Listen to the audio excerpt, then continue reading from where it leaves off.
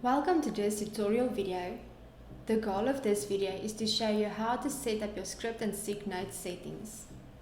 The purpose of setting up the script and sick note settings is for a better health outcome, as the most significant benefit of using medication correctly as prescribed by the doctor. To access the settings from the diary screen, click on the Settings button in the top right corner. Click on the Entity Settings tab. Take note that entity settings is set per entity to customize the program to the specific needs of the practice. Click on the Clinical Form Settings panel to expand it. Under the General Settings, you will be able to activate or deactivate the hide watermark for scripts and sick notes.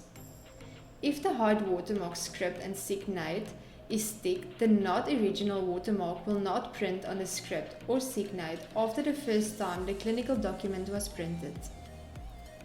Under the script settings, you will be able to activate or deactivate the following settings.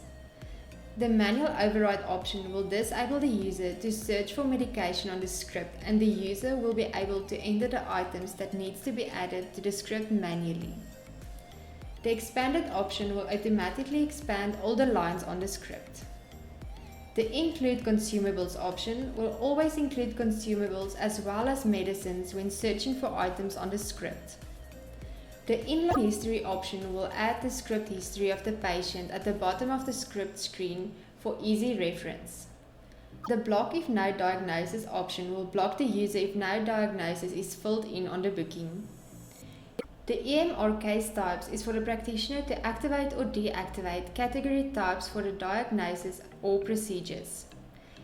Click on the Save button to save the new settings. Otherwise, click on the Close button to exit the settings screen without saving.